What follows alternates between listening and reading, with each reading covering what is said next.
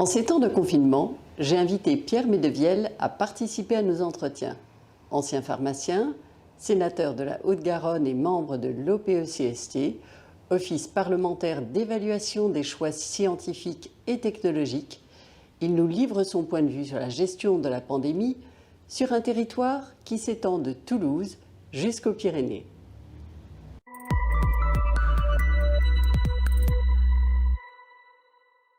Alors en ce début, ce que j'aimerais, c'est, comme vous portez un très beau prénom, un prénom de bâtisseur, que vous avez des engagements éthiques et sociétaux, ce que j'aimerais savoir, avant toute chose, ce sont vos valeurs, celles qui vous ont porté donc dans votre engagement politique. Écoutez, ce sont des valeurs de centrisme, des valeurs de centre-droit, des valeurs sociales, humanistes, républicaine, européenne aussi. Je crois que je suis un Européen convaincu. Valeurs que j'ai retrouvées, qui me guident depuis le début de mon parcours en 1989. Très bien. Alors, vous êtes également membre de ce fameux OPE-CST, donc l'Office parlementaire d'évaluation des choix scientifiques et techniques. Vous êtes pharmacien en plus de profession. Oui. Donc, j'aimerais savoir comment vous réussissez, avec toutes ces informations assez difficiles, à présenter des analyses pour que les parlementaires fassent des choix éclairés.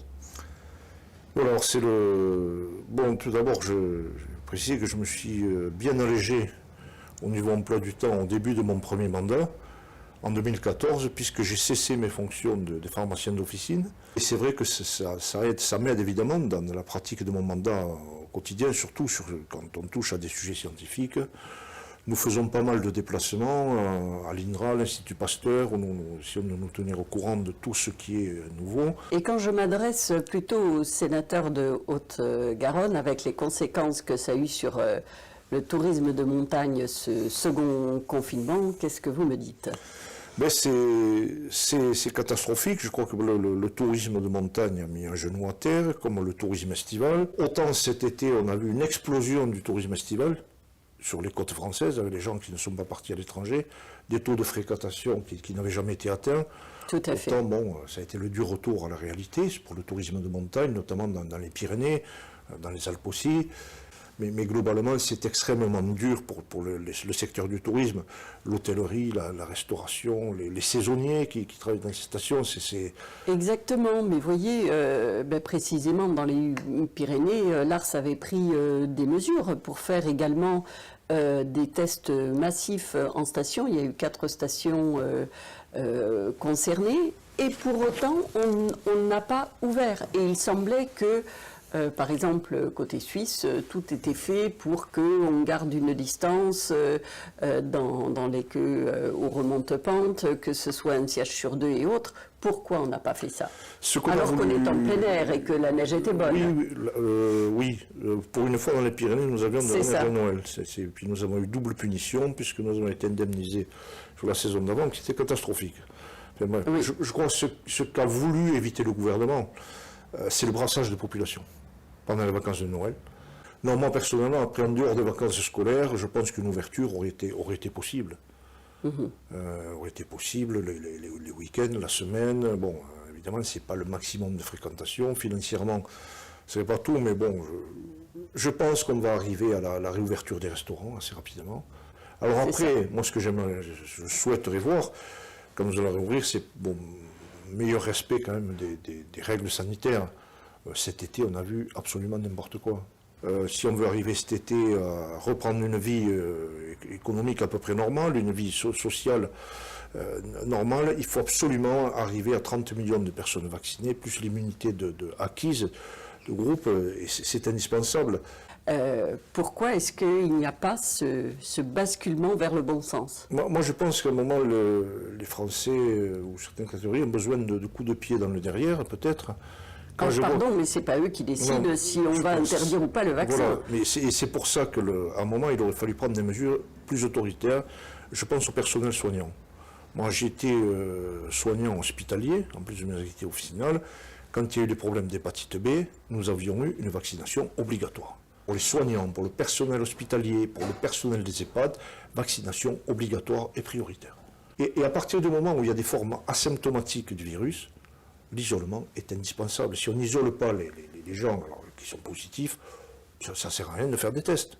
Encore faut-il que les mesures, quand elles sont décrétées, soient appliquées. Mais c'est ça, c'est bien ce que je dis. Voilà, pour l'isolement, ça ne l'a pas été. Alors on ne peut pas aller enfermer les gens non plus. Aller faire la chasse aux cas positifs. Et alors, donc, pour aller vers le futur, on voit déjà des conséquences économiques. Donc, pour le premier confinement, c'était plutôt le tourisme estival qui a beaucoup souffert. Là, c'est principalement le tourisme de montagne. Et après, il y a les conséquences sur l'industrie, sur l'économie en général. Nous ne sommes pas au bout, et bon, il va falloir quelques années, je pense, peut-être de nombreuses années, avant de se remettre d'un choc pareil. Donc quand on voit le bond qu'a fait notre endettement, qui était déjà pas mal, à plus de 2000 milliards, bon, mais là, il a fallu emprunter. Jusqu'à 50 ans. Il y a des aides qui ont été distribuées. Je pense au cinéma, je pense au théâtre, aux intermittents du spectacle. Mais l'effort de l'État, c'est l'effort de tous pour des années. Et le quoi qu'il en coûte décidé par le chef de l'État, c'est un quoi qu'il en coûte pour chacun d'entre nous, et ce pour plusieurs générations. Mais c'est clair, mais c'est là que nous n'avons peut-être pas été tout à fait raisonnables. Il y a toute une reconstruction économique à faire, et je crois que, à mon avis, il faut profiter de l'occasion. On dit toujours qu'il faut essayer de rebondir en cas de crise, mais il faut absolument revoir notre modèle économique. Et justement, par rapport à cette révision de modèle économique pour aller plus loin, qu'est-ce que vous envisagez? Quel changement vous verriez pour le futur? Regardez notre système de santé. Nous vivons comme des enfants gâtés. Nous n'avons pas présenté un budget à l'équilibre depuis 1974. Alors l'État impose aux communes un équilibre budgétaire qui ne s'impose pas lui-même. Alors nous vivons à crédit, nous dépensons de l'argent que nous n'avons pas depuis 1974. Donc l'idée, c'est bien de faire des économies sur le budget de l'État et sur le train de vie. Nous avons 58% du PIB en dépenses publiques, quand tous les pays européens sont à 42 de moyenne. Alors je sais bien qu'on ne passera pas de 58 à 42 d'un coup, mais ça ferait 2000 milliards de différence. On désendetterait le pays en 10 ans. C'est de la réorganisation finalement à grande échelle. C'est ce qui me rend optimiste. Ça veut dire que la niche est là. On sait où est-ce qu'il va falloir creuser, économiser. Il va peut-être falloir travailler plus. Moi, je fais partie des gens qui le pensent. Dépenser plus intelligemment. Mais au niveau santé, il y a des questions sociétales qui se poseront. On fait souvent n'importe quoi avec l'argent. Au niveau des transports, c'est pareil. Il faudra aller à l'essentiel. Prenez le domaine de l'aéronautique, puisque nous allons en parler. Moi, je dis c'est très bien. Moi, je suis en commission de développement durable. Quand je vois les verts, certains verts, les intégristes, que j'appelle plutôt les Khmer verts, qui exigent encore maintenant, qui veulent absolument profiter de la crise pour faire des avions plus propres. Ils ont déjà des programmes de recherche pour alléger les avions, pour regarder, voir exploiter d'autres pistes de carburant, mais laissons-les faire, sans aller leur mettre en plus des contraintes. Ça fait un peu surréaliste. Oui, et surtout que ce qui compte, surtout en matière de développement durable, c'est qu'un ensemble de grande taille soit avec les mêmes normes. Ça n'est pas à la France de décider toute seule d'en rajouter et d'en rajouter, ce qui fait que ça freine économiquement, mais vraiment à l'Europe entière de prendre des mesures qui sont identiques dans tous les pays. Uniformiser l'Europe. C'est ça. Nous avons une fâcheuse tendance à faire de la surtransposition. Il faut que l'Europe parle d'une seule voix. Sinon, c'est sûr. Nous sommes divisés, on nous roule dans la farine, sur les marchés qui ont fait beaucoup de bruit, le CETA avec le Canada, il faut qu'on parle d'une voix, et puis on a trouvé un bon accord avec le Canada, autant avec le Mercosur, il va falloir qu'on soit d'accord, mais il ne faut pas que les Français exigent quelque chose, les Allemands autre chose. Non, il va falloir qu'on interdise certains produits, quitte à faire des efforts sur l'exportation de voitures ou autres, mais qu'on soit clair sur ce qu'on accepte ou ce qu'on n'accepte pas. Et là, aujourd'hui, le compte n'y est toujours pas au niveau européen, au niveau de l'Agence européenne de sécurité alimentaire. On a encore beaucoup de travail à faire dans ce domaine. Oui, évidemment. À part uniformiser les politiques européennes, ce qui serait un très très grand pas en avant. Qu'est-ce que vous verriez pour favoriser tout ce qui est développement durable? Revenir un petit peu à une notion de souveraineté. Relocaliser certaines... Alors, est-ce que ça n'est pas antinomique? Non. Non, souveraineté européenne. Bon, moi, personnellement, je ne crois pas à la réindustrialisation massive de la France. À moins que de diminuer véritablement les charges et de revoir notre modèle économique. Diminuer les charges, revoir peut-être le temps de travail, de revoir les charges. Mais aujourd'hui, bon, c'est pas la peine de se masquer la vérité. Personne ne veut le dire, mais nous ne sommes pas rentables au niveau du travail. On le voit sur les investissements étrangers qui sont quand même de plus en plus frileux dans notre pays. Bon, pour diverses raisons. Les étrangers ont peur de notre syndicalisme, qui est quand même assez virulent. Oui, il faut toujours arriver à des solutions constructives sur tous ces sujets-là. Mais au niveau alimentaire, c'est pareil. Dans notre beau pays, qui avait la première agriculture quand même européenne, nous sommes aujourd'hui 3e exportateur. Et depuis 2019, nous ne produisons plus que nous consommons. Donc nous sommes devenus pays légèrement importateurs. Quand nous voyons le potentiel agricole que nous avons, c'est proprement scandaleux. Et comment cette bascule s'est-elle opérée? Mais c'est pas compliqué. Nous démontons notre agriculture, notre élevage, boulon par boulon, à imposer des normes que seule la France impose, à stigmatiser... C'est exactement ce qu'on disait tout à l'heure. En stigmatisant nos agriculteurs, en les faisant passer pour des empoisonneurs, avec ce manque de confiance, alors que nous avons les meilleurs produits d'Europe et les meilleurs produits au monde. Et comment empêcher cette surescalade des normes franco-françaises au sein de l'Europe? Est-ce que vous voyez une solution pour aboutir à cette harmonisation qui serait si salutaire à la fois pour notre pays et pour l'Europe? Il va falloir du courage politique. Il va falloir du courage politique. D'ailleurs, c'est le nom d'un rapport que nous avons remis à l'OPEX qui s'appelait « Comment retrouver la confiance ».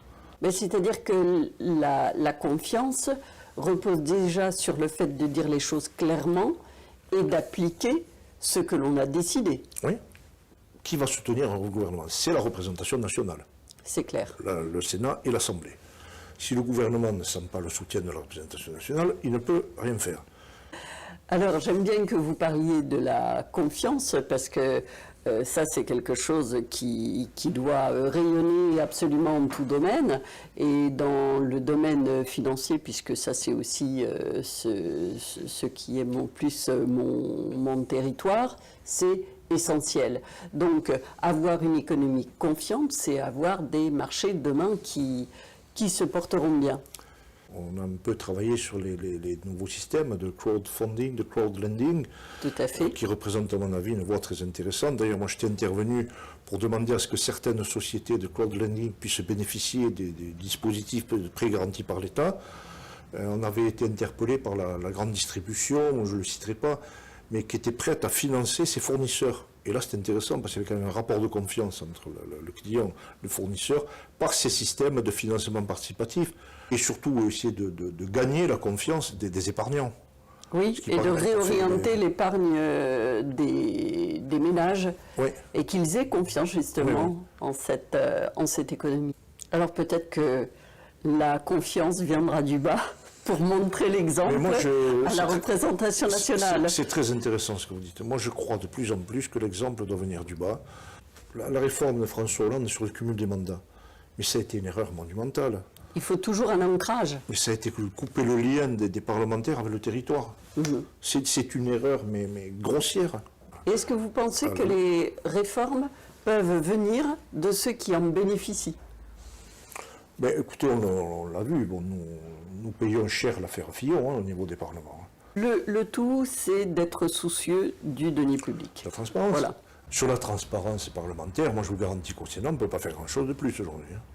Bien, écoutez, c'est un bon début. Il faudra après s'attaquer à tout ce qui est déficit de l'État et puis avoir plutôt du déficit productif s'il y a besoin. Répartir l'effort, regarder aussi dans les cabinets, certains hauts fonctionnaires, les salaires de certains hauts fonctionnaires, où il y aurait peut-être plus de choses à dire que chez les parlementaires. Ça, ce sera certainement à voir au cas le cas. Mais écoutez, Pierre, je vous remercie beaucoup du temps que vous m'avez consacré et très agréable. De votre transparence, puisqu'on en est là. Voilà, merci.